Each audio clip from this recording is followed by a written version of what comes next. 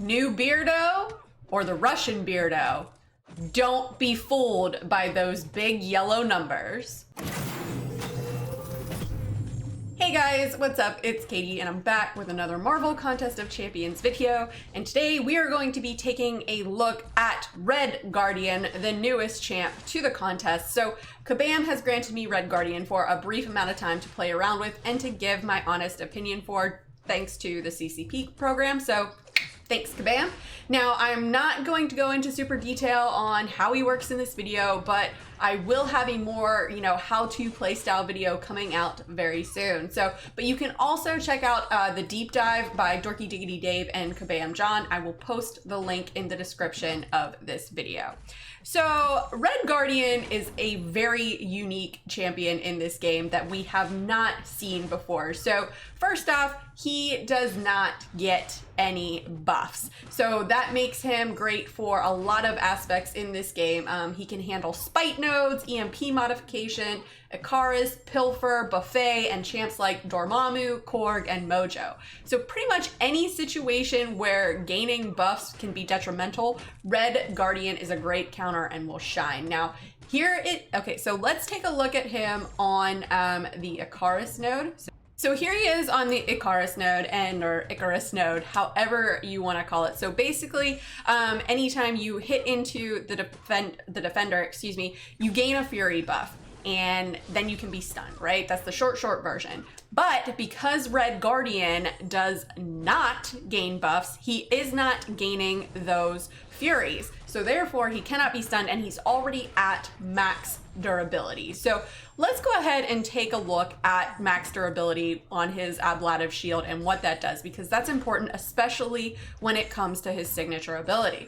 So of course, every time he should gain a buff, like I said before, he gets a durability shield charge, and the shield charge works into his defensive abilities. For every charge you have, you get a 5% block chance. So he can get 10 charges naturally, which gives him a 50% chance to take 0 damage on blocks. And at max sig, he can get up to 15, upping that to 75%.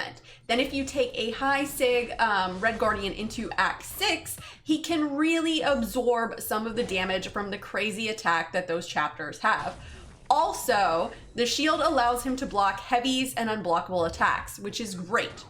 Now, he can lose charges, and he loses charges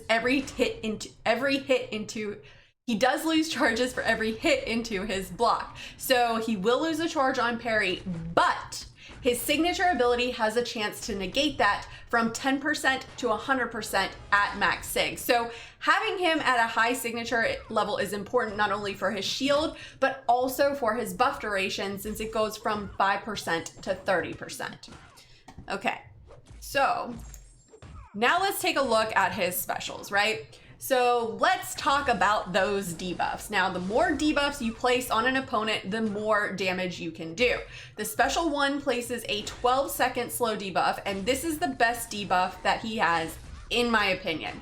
The special 3 places a vulnerability debuff and a stun, and the special 2 breaks the shield and places a trauma debuff and also a slight stun. Now, the more shield charges you have when using this special, the more damage it does. So using the special 2 gives you the most damage.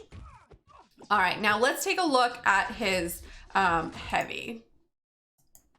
Okay, so his heavy, let's talk about this, right?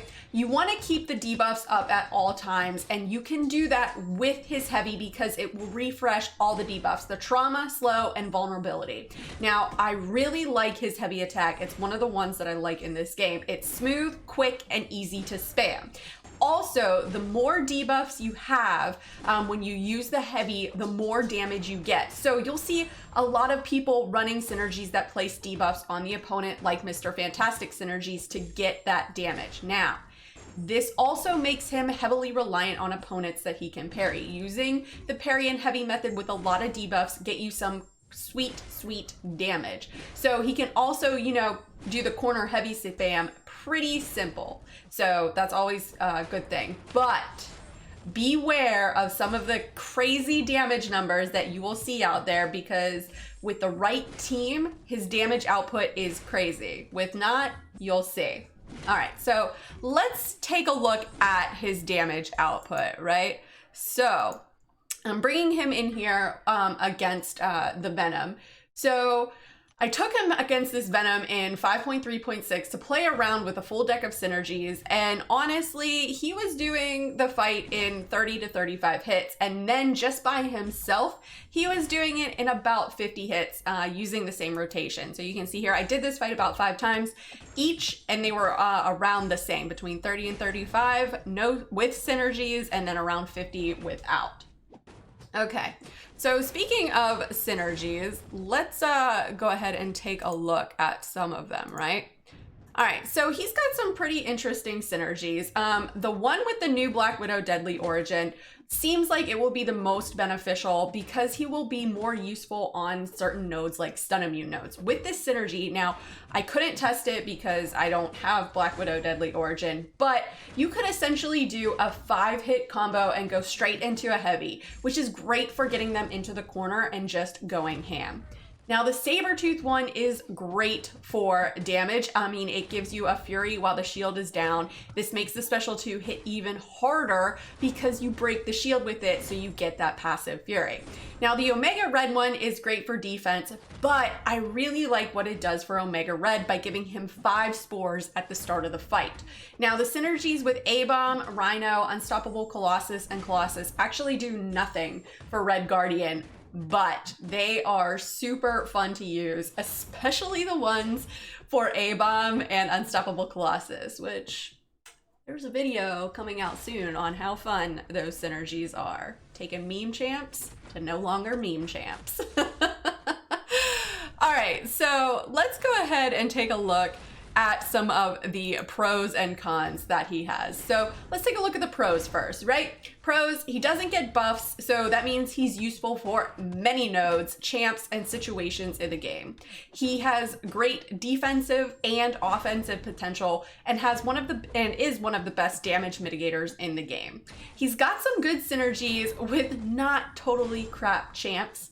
He can block heavy and unblockable attacks if his shield is active. I really like his playstyle and animations. He has a smooth and quick heavy attack that is easy to use and to keep the debuffs up. And he is an easy character to learn. He's not overcomplicated. So let's take a look at the cons. Now, he can be a little synergy dependent for those huge damage numbers. Now, he does need to be able to spam heavy, so he can be less useful in situations where you can't stun, really. He needs to be awakened and at a high sig for max damage from the Special 2, for the buff duration, and the 100% chance for parry not to remove a shield charge. Also, the trauma debuff doesn't last long enough from a Special 2.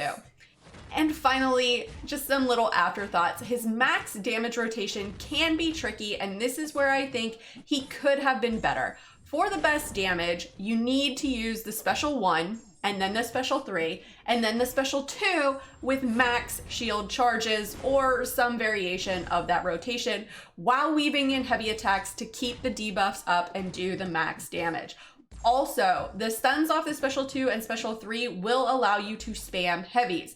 Now, this is all difficult to do while you're trying to manage your opponent's power. It's easy to show off that number in Realm of Legends, but in real content, it can be kind of stressful in trying to get the most damage out of him. I feel like if Kabam would have given him like a 50 to 80% power reduction from his heavy, similar to Emma Frost, and gave his trauma debuff a longer duration, making it easier to do a complicated rotation, then I would probably put him in God tier, and that's saying something. But since he has these big shortfalls, he gets 8 out of 10 candies. But overall, I really like Red Guardian. He has offensive and defensive potential, and he has some utility. He's one of the most unique characters that we have in the game that is honestly not useless. And if you like Cap Infinity War, then I feel like you will like him. I feel he is definitely in the top of the science class and maybe even the game. Now, me personally, I probably won't be going for him, and I may regret that later on because I think he'll be super useful in endgame content now and to come. But I mean, who knows? I could change my mind by then. I think this is the first champ of the year, to be honest, that the community can actually really get excited about. But anyways, guys, that's all that I got. Let me know in the comments below, what do you think of Red Guardian? Do you think that he will be OP, or do you think he's going to be a meme tier? Do you think he is heavily reliant on synergies for that crazy damage? Do you think he'll be great in future content to come? Let me know in the comments below and let's discuss. As always, guys, thanks so much for watching. If you guys liked what you saw and you want to see more, please remember to like and subscribe. Follow me on Instagram and Twitter and hit me up in the Discord chat. Thanks, guys. Bye.